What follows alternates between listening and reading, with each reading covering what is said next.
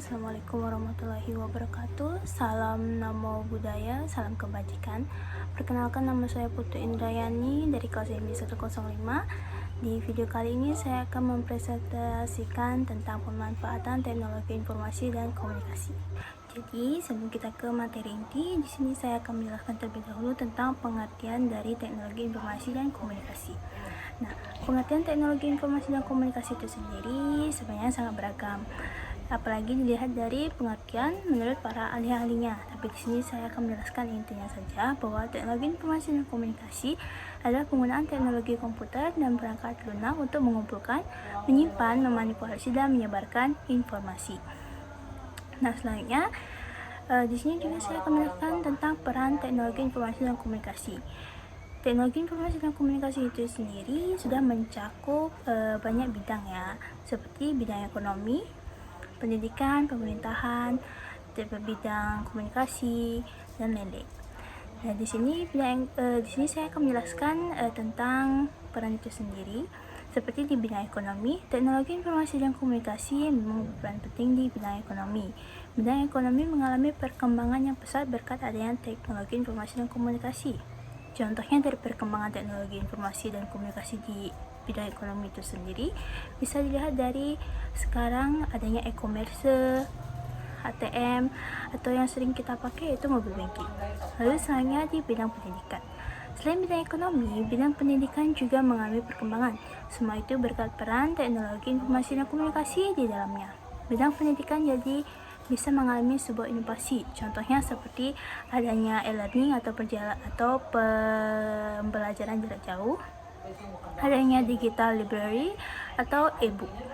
Lalu selanjutnya itu di bidang pemerintahan. Rupanya pemerintah juga mengetahui bahwa masyarakatnya sudah semakin maju dalam hal teknologi. Selain itu, mengingat juga bahwa penggunaan media sosial masyarakat juga sangat tinggi. Hal itu karena adanya perkembangan teknologi informasi dan komunikasi. Berdasarkan hal tersebut, pemerintah juga memanfaatkan layanan yang di dalamnya terdapat peran teknologi informasi dan komunikasi. Lalu selanjutnya yaitu adalah manfaat teknologi informasi dan komunikasi. Manfaatnya itu sangat beragam ya, contohnya seperti meningkatkan efisiensi. Teknologi informasi dan komunikasi memungkinkan proses bisnis dan administrasi menjadi lebih efisien dan efektif. Hal ini dapat membantu perusahaan atau organisasi menghemat waktu dan biaya operasional. Lalu selanjutnya yaitu meningkatkan komunikasi. Teknologi informasi dan komunikasi memungkinkan orang untuk berkomunikasi dengan mudah dan cepat melalui media sosial, email, video konferensi, dan aplikasi pesan instan. Hal ini memungkinkan orang untuk berkomunikasi secara real time dari berbagai lokasi di seluruh dunia. Lalu selanjutnya yaitu meningkatkan akses informasi. Teknologi informasi dan komunikasi memberikan akses mudah dan cepat ke berbagai sumber informasi seperti database online, jurnal ilmiah, dan buku elektronik. Hal ini memungkinkan orang untuk mengakses informasi dari mana saja dan kapan saja. Selanjutnya ada juga meningkatkan kreativitas. Teknologi informasi dan komunikasi dapat digunakan untuk meningkatkan kreativitas dalam desain grafis, musik, film, dan seni digital. Hal ini memungkinkan individu dan organisasi untuk menciptakan konten yang menarik dan inovatif. Selanjutnya, meningkatkan pembelajaran. Teknologi informasi dan komunikasi memungkinkan pembelajaran jarak jauh dan akses ke sumber daya pendidikan online. Hal ini memberikan kesempatan bagi individu untuk belajar secara mandiri dan mengeksplorasi topik yang menarik minat mereka. Selanjutnya ada meningkatkan produktivitas. Teknologi informasi dan komunikasi memungkinkan pengguna untuk mengotomatisasi tugas rutin, meningkatkan produktivitas, dan memungkinkan waktu yang lebih banyak untuk aktivitas kreatif dan strategis. Nah, di sini saya akan memberikan contoh kasus dari pemanfaatan teknologi informasi yang benar. Jadi bisa dilihat dari kasus di sini di bawah ini. Ini adalah contoh kasus di mana pemanfaatan teknologi informasi dalam bidang bisnis atau bisa dibilang dalam bidang ekonomi juga. Bisa dilihat dari bagaimana masyarakat menggunakan perkembangan teknologi informasi dan komunikasi untuk membuka lapangan bisnis yang baru dengan mengembangkan layanan e-commerce. Pertumbuhan perdagangan elektronik atau e-commerce semakin pesat dan bisa mendorong ekspansi usaha mikro, kecil, dan menengah atau UMKM. Dengan berkembangnya layanan e-commerce ini, setiap pengusaha di Indonesia mulai dari UMKM sampai pemilik brand diberikan kesempatan yang sama untuk dapat mengembangkan dan memperkuat usaha dengan memanfaatkan platform e-commerce tersebut. Nah, itu dia pemanfaatan dari teknologi informasi dan komunikasi, dan juga ada contohnya. Selanjutnya di sini saya akan menjelaskan tentang apa sih dampak dari perkembangan teknologi informasi dan komunikasi tersebut. Nah, di sini saya juga akan menjelaskannya apa saja dampak dari perkembangan teknologi informasi dan komunikasi. Di sini dampaknya itu bisa dilihat dari kecanduan media sosial dan game online. Penggunaan berlebihan dari media sosial dan game online dapat menyebabkan kecanduan yang dapat mengganggu produktivitas, kualitas tidur, dan kesehatan mental. Lalu adanya pelanggaran keamanan dan privasi, di mana kasus peretasan dan pencurian data semakin meningkat, mengancam privasi individu dan keamanan organisasi. Lalu juga ada penyebaran informasi yang palsu atau bisa disebut dengan hoax.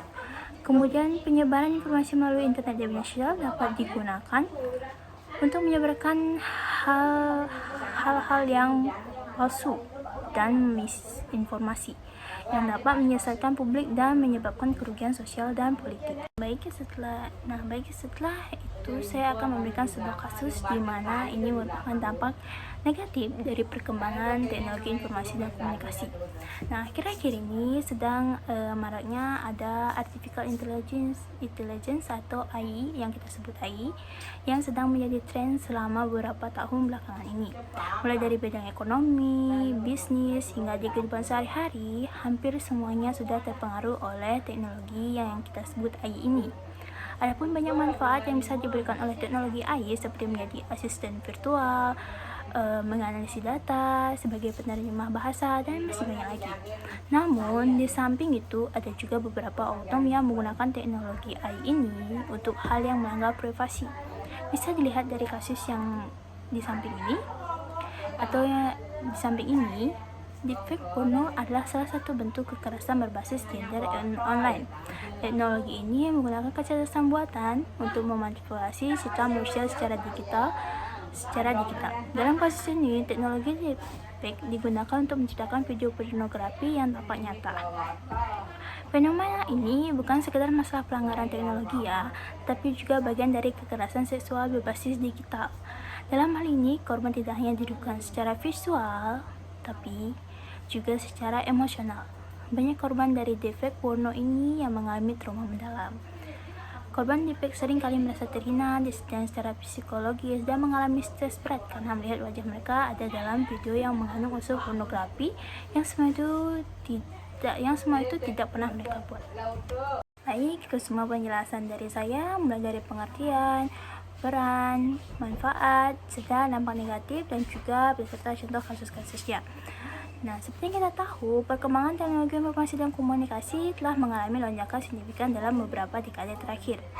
Perangkat lunak dan aplikasi yang canggih terus diciptakan untuk memenuhi kebutuhan pengguna dalam berbagai bidang, mulai dari pendidikan, kesehatan, bisnis, hingga hiburan. Dan perkembangan teknologi informasi dan komunikasi juga membawa banyak manfaat, tetapi juga menghadirkan berbagai dampak negatif yang perlu diperhatikan. Mengatasi dampak negatif memerlukan pendekatan yang holistik, termasuk kebijakan pemerintah yang tepat, pendidikan tentang penggunaan teknologi yang bijaksana, serta langkah-langkah keamanan yang memadai untuk melindungi data dan privasi pengguna. Baik semuanya, terima kasih dan sampai jumpa.